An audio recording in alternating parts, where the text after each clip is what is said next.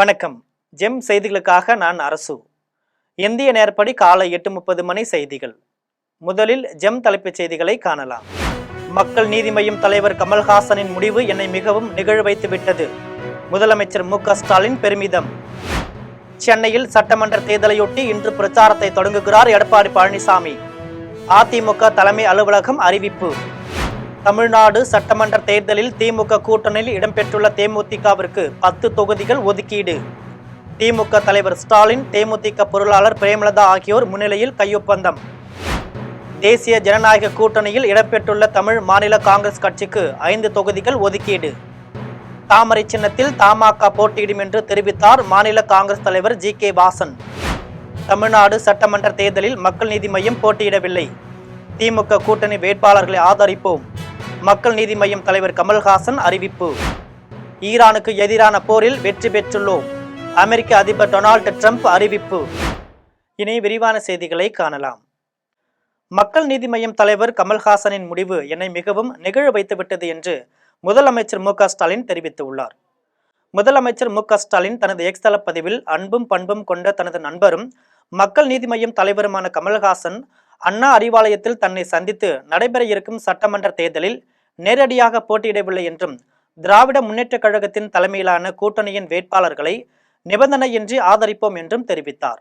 தொடர்ந்து 2 அரசியல் இயக்கங்களின் தலைவர்களாக மட்டுமல்ல, நல்ல நண்பர்களாக தாங்கள் இருவரும் இருதரப்பு கருத்துக்களையும் பரிமாறிக்கொண்டோம். இது தியாகம் அல்ல, கடமை என்று அவர் சொன்னார். ஆனால் உண்மையில் அவர் செய்திருப்பது தியாகம்தான். மேலும் அவருக்கு தான் எப்படி நன்றி சொல்வது என தெரியவில்லை. அவரது முடிவு என்னை மிகவும் நெகிழ வைத்துவிட்டது என்று தெரிவித்தார். சட்டமன்ற தேர்தலையொட்டி அதிமுக பொதுச் செயலாளர் எடப்பாடி பழனிசாமி இன்று முதல் பிரச்சாரம் சுற்றுப்பயணம் மேற்கொள்கிறார்.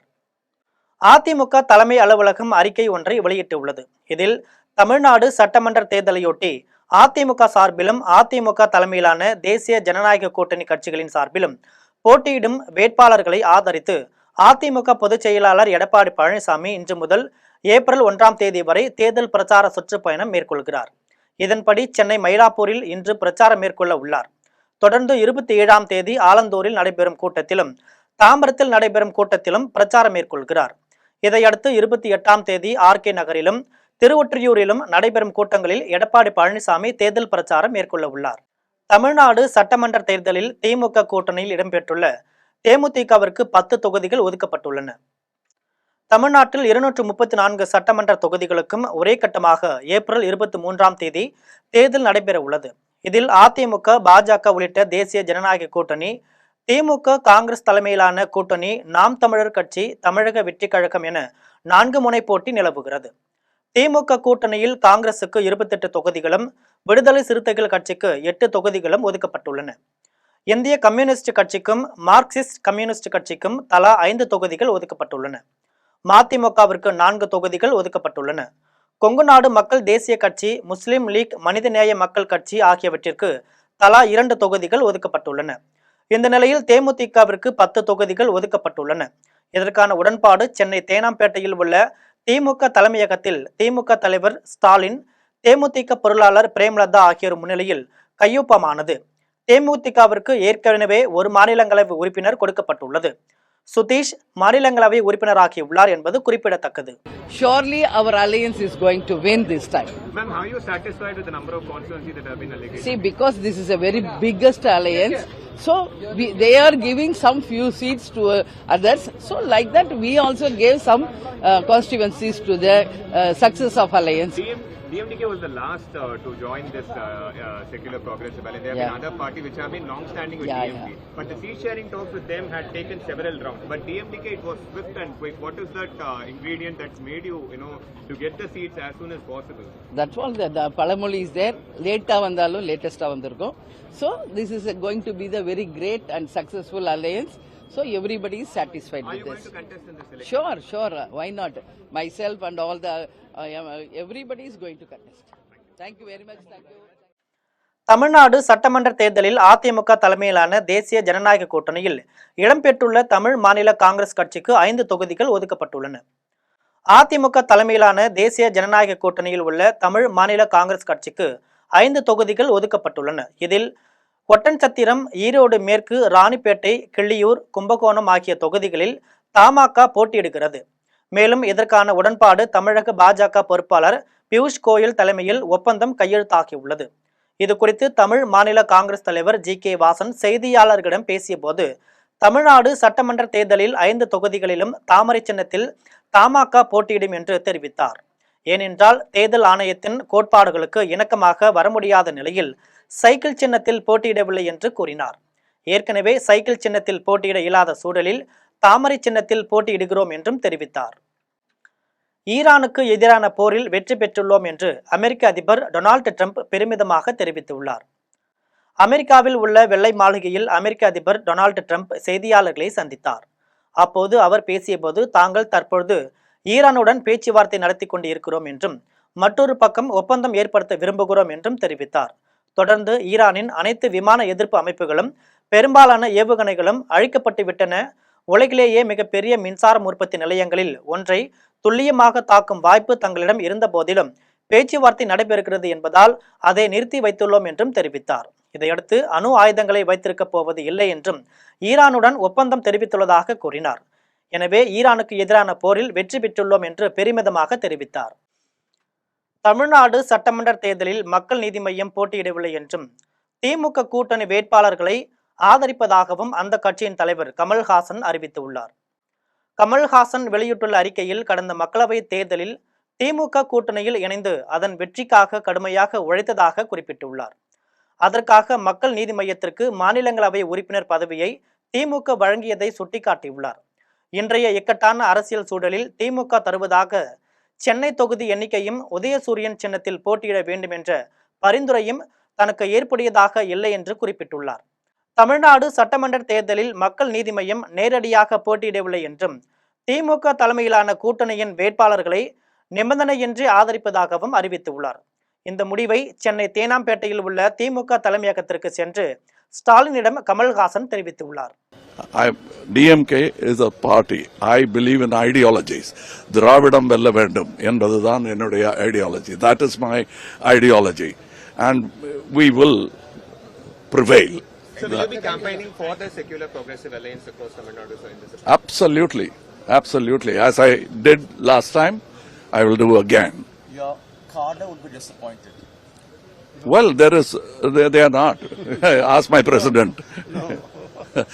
Because they know my vision. They follow my vision. And I'm a culturist, as I told you. And we don't have 5-year plan. Minimum quarter century of planning is required for a vision and an ideology. We are centrists. We know. We won't lean. Thank you. தேர்தல் நேரத்தில் தங்களின் கோரிக்கைகளை எந்த அரசியல் கட்சி முழுமையாக ஏற்றுக்கொண்டு எழுத்துப்பூர்வமாக உறுதிமொழி அளிக்கிறதோ அவர்களுக்கே ஆதரவை தெரிவிப்போம் என்று தமிழ்நாடு வணிகர் சங்கங்களின் பேரமைப்பு தலைவர் விக்ரமராஜா தெரிவித்துள்ளார். தமிழ்நாடு வணிகர் சங்கங்களின் பேரமைப்பின் ஆலோசனை கூட்டம் உதகமண்டலத்தில் நடைபெற்றது. கூட்டத்திற்கு பின் செய்தியாளர்களிடம் பேசிய தலைவர் விக்ரமராஜா, இணைய வழி வணிகத்தின் மூலமாக 35 விழுக்காடு வியாபாரம் பறிபோய்விட்டதாகவும் சில்லறை விற்பனையும் செய்யலாம் என்று அரசு அனுமதி வழங்கியுள்ளதால் இன்னும் 5 ஆண்டுகளில் 15 லட்சம் கடைகள் இல்லாமல் போய்விடும் என்றும் கூறினார். தங்களின் கோரிக்கைகளை ஏற்றுக்கொண்டு எழுத்துப்பூர்வமாக உறுதிமொழி அளிக்கும் கட்சிக்கு ஆதரவை தெரிவிக்க உள்ளதாகவும் விக்ரமராஜா கூறினார். தொடங்க இருக்கிறார். இந்த மாநாட்டில் பங்கேற்பதற்கு நீலகிரி மாவட்டத்தின் சார்பாக 5000 வணிகர்கள் பங்கேற்பது என்பது தீர்மானிக்கப்பட்டிருக்கிறது. இந்த மாநாடு வரலாறு மிக்க ஒரு மாநாடாக, வருங்காலத்தில் சாமானிய வணிகர்களை பாதுகாக்கக்கூடிய மாநாடாக அமையும் என்ற நம்பிக்கை ஏற்பட்டிருக்கிறது. தஞ்சாவூர் மாவட்டம் திருவையாற்றில் இரட்டை இலை சின்னம் எங்கே என்றும், இரட்டை இலை சின்னம் இல்லை என்றால் வாக்களிக்க மாட்டோம் என்றும் சுவர் ஒட்டியுள்ளது பரபரப்பை ஏற்படுத்தியுள்ளது. தஞ்சாவூர் மாவட்டத்தில் தேசிய ஜனநாயக கூட்டணியில் உள்ள கட்சிகளுக்கு அதிமுக 2 முறை நாடாளுமன்ற தேர்தலிலும் 1 முறை திருவையாறு தொகுதியை கூட்டணி கட்சிகளுக்கே வழங்கியது. இந்த முறையும் கூட்டணியில் உள்ள அம்மா மக்கள் முன்னேற்ற கழகத்திற்கு திருவையாறு தொகுதியை அதிமுக ஒதுக்கும் என கூறப்படுகிறது. இந்த நிலையில் திருவையாறு, திருக்காட்டுப்பள்ளி, கண்டியூர் உள்ளிட்ட ஊர்களில் சுவர்களில் இரட்டை இலை சின்னம் எங்கே என்றும், இரட்டை இலை சின்னம் இல்லை என்றால் கூட்டணி கட்சிக்கு வாக்களிக்க மாட்டோம் என்றும் சுவரொட்டி ஒட்டப்பட்டுள்ளது. அதிமுக உண்மை தொண்டன் என்று ஒட்டப்பட்டிருக்கும் சுவரொட்டிகளால் பரபரப்பு ஏற்பட்டுள்ளது. செங்கல்பட்டு மாவட்டம் மாமல்லபுரத்தில் அனைவரும் வாக்களிக்க வேண்டும் என வலியுறுத்தி நடைபெற்ற விழிப்புணர்வு பேரணியில் மாணவர்கள் கலந்து கொண்டனர். மாமல்லபுரம் கடற்கரை கோவில் அருகே அனைவரும் வாக்களிக்க வேண்டும் என வலியுறுத்தி தனியார் கல்லூரி மாணவ மாணவியர் பங்கேற்ற விழிப்புணர்வு பேரணி நடைபெற்றது. இந்த பேரணியை மங்கள வாத்தியம் முழங்க திருப்போரூர் சட்டமன்ற தொகுதி தேர்தல் நடத்தும் அலுவலர் விஜயகுமாரி கொடியசைத்து தொடங்கி வைத்தார். தொடர்ந்து தனியார் கல்லூரி மாணவ மாணவியர் விரல் நுனியில் தேசத்தின் தீர்ப்பை எழுதுவோம், அனைவரும் வாக்களிப்போம் என்கிற சொற்கள் அடங்கிய பதாதைகளை ஏந்தியவாறு நகராட்சி அலுவலகம் வரை பேரணியாக சென்றனர். பேரணியில் திருப்போரூர் சட்டமன்ற தொகுதி தேர்தல் நடத்தும் அலுவலர் விஜயகுமாரி பொதுமக்களுக்கு துண்டு பிரசுரங்களை வழங்கினார். இந்த நிகழ்ச்சியில் செஞ்சிலுவை சங்க செங்கல்பட்டு மாவட்ட செயலாளர் மாணிக்கம், திருக்கழுக்குன்றம் துணை வட்டாட்சியர் சந்திரசேகர், அரசு அலுவலர்கள், தன்னார்வலர்கள் கலந்து கொண்டனர். சட்டமன்ற தேர்தலை முன்னிட்டு தாராபுரம் சட்டமன்ற தொகுதிகளுக்கான மின்னணு வாக்கு எந்திரங்கள் அரசு கலை அறிவியல் கல்லூரியில் பாதுகாப்புடன் வைக்கப்பட்டுள்ளன.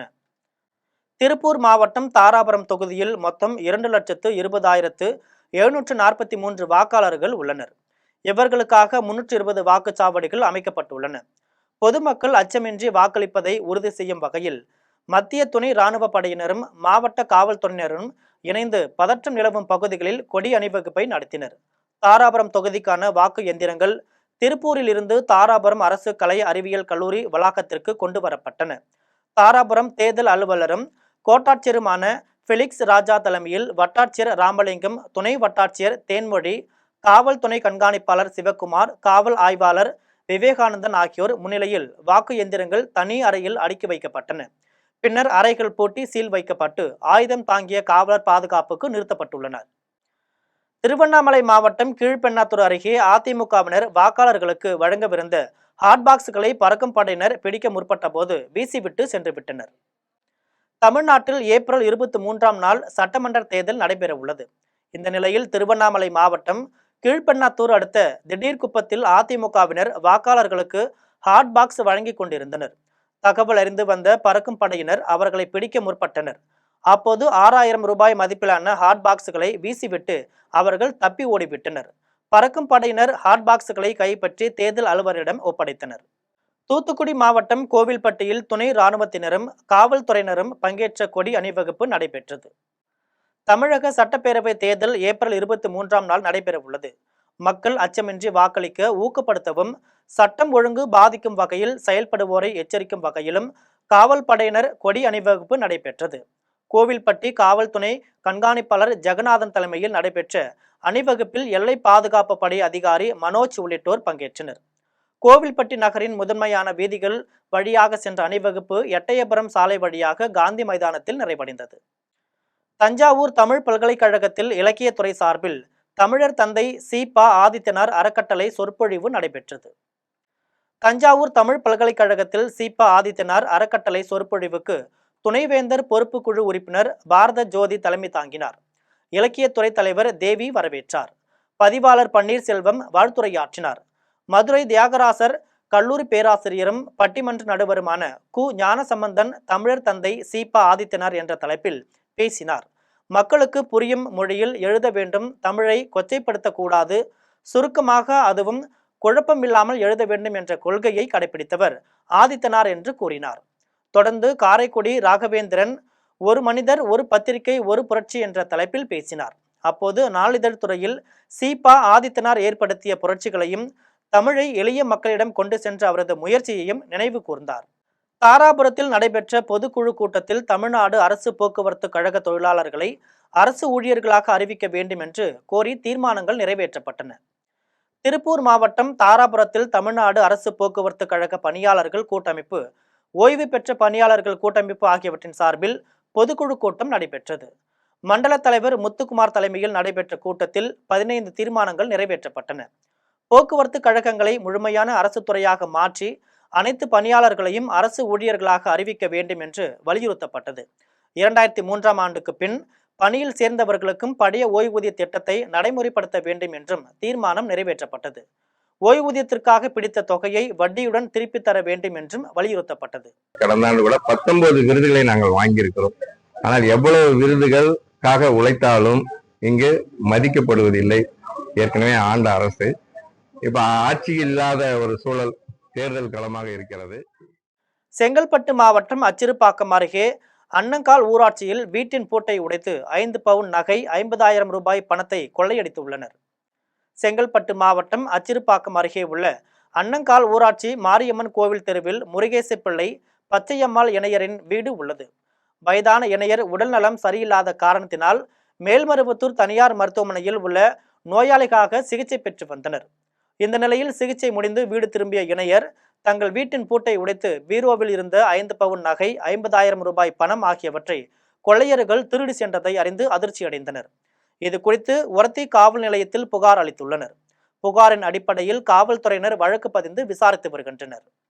தஞ்சாவூரில் தனது மகனை பள்ளியிலிருந்து அழைத்து கொண்டு வீட்டுக்கு செல்லும் போது ஆட்டோ கவிழ்ந்ததில் தாய் பரிதாபமாக உயிரிழந்தார். தஞ்சாவூர் அருளானந்த நகரை சேர்ந்த முரளி சென்னையில் தகவல் தொழில்நுட்ப நிறுவனத்தில் வேலை பார்த்து வருகிறார். அவர் மனைவி கிருத்திகா, இவர்களின் மகன் கவின் யாகப்பா நகரில் உள்ள தனியார் பள்ளியில் படித்து வருகிறான். இந்த நிலையில் மாலையில் தனது மகனை பள்ளியில் இருந்து அழைத்து வர கிருத்திகா ஆட்டோவில் சென்றார். பின்னர் தனது மகனுடன் கிருத்திகா வீட்டிற்கு திரும்பிக் கொண்டிருந்தார். பரிசுத்தம் நகர் ஆர்ச் பகுதியில் வந்தபோது ஆட்டோ கவிழ்ந்தது. இதில் பலத்த காயமடைந்த கிருத்திகா நிகழ்விடத்திலேயே பரிதாபமாக உயிரிழந்தார். கவினுக்கு லேசான காயம் ஏற்பட்டது. தகவல் அறிந்து போக்குவரத்து புலனாய்வு பிரிவினர் விரைந்து வந்து கிருத்திகா உடலை கூராய்விற்காக அரசு மருத்துவமனைக்கு அனுப்பி வைத்தனர். மேலும் இது குறித்து ஆட்டோ ஓட்டுநர் பார்த்திபனை பிடித்து காவல்துறையினர் விசாரித்து வருகின்றனர். தஞ்சாவூர் மாவட்டம் சக்கராப்பள்ளியில் வீட்டுக்குள் அழுகிய நிலையில் புரோட்டா மாஸ்டர் உடல் கண்டெடுக்கப்பட்டது. தஞ்சாவூர் மாவட்டம் பாபநாசம் வட்டம் ஐயம்பேட்டை அருகே சக்கராப்பள்ளி காதிரியா நகர் தெருவை சேர்ந்தவர் ஜாபர் சாதிக். இவரது மனைவி கஜிதா கனி. இவர்களுக்கு 2 மகள்களும் 1 மகனும் உள்ளனர். 2 மகள்களுக்கும் திருமணமாகிவிட்டது. மகன் வெளிநாட்டிற்கு சென்று விட்டார். இந்த நிலையில் கஜிதா கனி 8 ஆண்டுகளாக கணவனை பிரிந்து வாழ்ந்து வருகிறார். உணவகத்தில் புரோட்டா மாஸ்டராக வேலை பார்த்து வந்த ஜாபர் சாதிக் குடும்பத்துடன் தொடர்பு இல்லாமல் தனியாக வசித்து வந்தார். அவர் வீட்டில் தீய நாற்றம் வீசியதே சந்தேகமடைந்த அக்கம் பக்கத்தினர் வீட்டின் கதவை தட்டியும் திறக்கவில்லை. இதையடுத்து காவல்துறையினரும் பொதுமக்களும் கதவை உடைத்து உள்ளே சென்று பார்த்தபோது ஜாபர் சாதிக்கின் உடல் அழுகிய நிலையில் கிடந்தது. உடலை கூராய்விற்காக அரசு மருத்துவமனைக்கு அனுப்பி வைத்தனர். இது குறித்து வழக்கு பதிந்து விசாரித்து வருகின்றனர். புதுக்கோட்டையில் அரசு பேருந்தில் உரிய ஆவணங்கள் இன்றி கொண்டு சென்ற 10 லட்சம் ரூபாய் பணத்தை பறக்கும் படையினர் பறிமுதல் செய்து தேர்தல் அலுவலரிடம் ஒப்படைத்தனர். புதுக்கோட்டை மாவட்டம் அண்டக்குளம் விளக்கு சாலை அருகில் தேர்தல் பறக்கும் படையினர் வாகன சோதனையில் ஈடுபட்டனர். அப்போது அவ்வழியாக கந்தர்பக்கோட்டை சென்று கொண்டிருந்த அரசு பேருந்தை நிறுத்தி சோதனை செய்தனர். இதில் ராஜா என்பவரிடம் உரிய ஆவணங்கள் இன்றி ரூபாய் 10 லட்சம் பணம் இருப்பது தெரிய வந்தது. இதையடுத்து அந்த பணத்தை பறிமுதல் செய்து தேர்தல் அலுவலர் பிரகாஷிடம் ஒப்படைத்தனர். சீர்காழி அருகே 2 சக்கர வாகன விபத்தில் மூளை சாவடைந்தவரின் உடல் உறுப்புகள் தானம் செய்யப்பட்ட நிலையில் அவரது உடலுக்கு அரசு அதிகாரிகள் அஞ்சலி செலுத்தினர். மயிலாடுதுறை மாவட்டம் சீர்காழி அருகே புளிச்சக்காட்டை சேர்ந்த பாஸ்கரன் அவரது மனைவி ஜெயா இருவரும் 2 சக்கர வாகனத்தில் சென்றபோது ஜெயாவின் சேலை வாகனத்தில் பின் சக்கரத்தில் சிக்கி விபத்துக்குள்ளானது. இந்த விபத்தில் ஜெயா படுகாயமடைந்து அரசு மருத்துவமனையில் சிகிச்சை பெற்று வந்த நிலையில் அவர் மூளை சாவு அடைந்து விட்டதாக மருத்துவர்கள் அறிவித்துள்ளனர். அவரது உடல் உறுப்புகள் தானமாக வழங்கப்பட்டுள்ளது. தொடர்ந்து மாவட்ட ஆட்சியர் ஸ்ரீகாந்த் உத்தரவின் பேரில் சீர்காழி வருவாய் கோட்டாட்சியர் சுரேஷ் மூளை சாவு அடைந்த ஜெயாவின் உடலுக்கு மாவட்ட நிர்வாகம் சார்பில் மரியாதை செலுத்தினார். இதில் அரசு துறை அதிகாரிகள், ஜெயாவின் உறவினர்கள் ஆகியோர் கலந்து கொண்டு அஞ்சலி செலுத்தினர். மன்னார்குடி ராஜகோபால சுவாமி கோவிலில் நடைபெற்ற தேரோட்டத்தில் ஏராளமான பக்தர்கள் கலந்து கொண்டு தேரை வடம் பிடித்து எடுத்தனர். திருவாரூர் மாவட்டம் மன்னார்குடி ராஜகோபால சுவாமி கோவிலில் பங்குனி திருவிழாவையொட்டி சுவாமிக்கு அபிஷேக ஆராதனைகள் நடைபெற்று அலங்கரிக்கப்பட்ட வண்ணத்தேரில் தேரோட்டம் நடைபெற்றது. இதனை அமைச்சர் TRP ராஜா கொடியசைத்து தேரை வடம் பிடித்து இழுத்து தொடங்கி வைத்தார். தொடர்ந்து ஏராளமான பக்தர்கள் கலந்து கொண்டு பக்தி கோஷங்களை எழுப்பி தேரினை வடம் பிடித்து இழுத்தனர். மீண்டும் ஜெம் தலைப்புச் செய்திகள். மக்கள் நீதி மய்யம் தலைவர் கமல்ஹாசனின் முடிவு என்னை மிகவும் நிகழ வைத்து விட்டது. முதலமைச்சர் MK ஸ்டாலின் பெருமிதம். சென்னையில் சட்டமன்ற தேர்தலையொட்டி இன்று பிரச்சாரத்தை தொடங்குகிறார் எடப்பாடி பழனிசாமி. அதிமுக தலைமை அலுவலகம் அறிவிப்பு. தமிழ்நாடு சட்டமன்ற தேர்தலில் திமுக கூட்டணியில் இடம்பெற்றுள்ள தேமுதிகவிற்கு 10 தொகுதிகள் ஒதுக்கீடு. திமுக தலைவர் ஸ்டாலின், தேமுதிக பொருளாளர் பிரேமலதா ஆகியோர் முன்னிலையில் கையொப்பந்தம். தேசிய ஜனநாயக கூட்டணியில் இடம்பெற்றுள்ள தமிழ் மாநில காங்கிரஸ் கட்சிக்கு 5 தொகுதிகள் ஒதுக்கீடு. தாமரை சின்னத்தில் தமாக போட்டியிடும் என்று தெரிவித்தார் மாநில காங்கிரஸ் தலைவர் GK வாசன். தமிழ்நாடு சட்டமன்ற தேர்தலில் மக்கள் நீதி மய்யம் போட்டியிடவில்லை. திமுக கூட்டணி வேட்பாளர்களை ஆதரிப்போம். மக்கள் நீதி மய்யம் தலைவர் கமல்ஹாசன் அறிவிப்பு. ஈரானுக்கு எதிரான போரில் வெற்றி பெற்றுள்ளோம். அமெரிக்க அதிபர் டொனால்டு ட்ரம்ப் அறிவிப்பு. இத்துடன் ஜெம் செய்திகள் நிறைவடைகின்றன. மீண்டும் ஜெம் செய்திகள் மதியம் 1:30 மணிக்கு. உடனுக்குடன் செய்திகளை காண GemLive.tv என்ற இணையதளத்தில் இணைந்திருங்கள். நன்றி, வணக்கம்.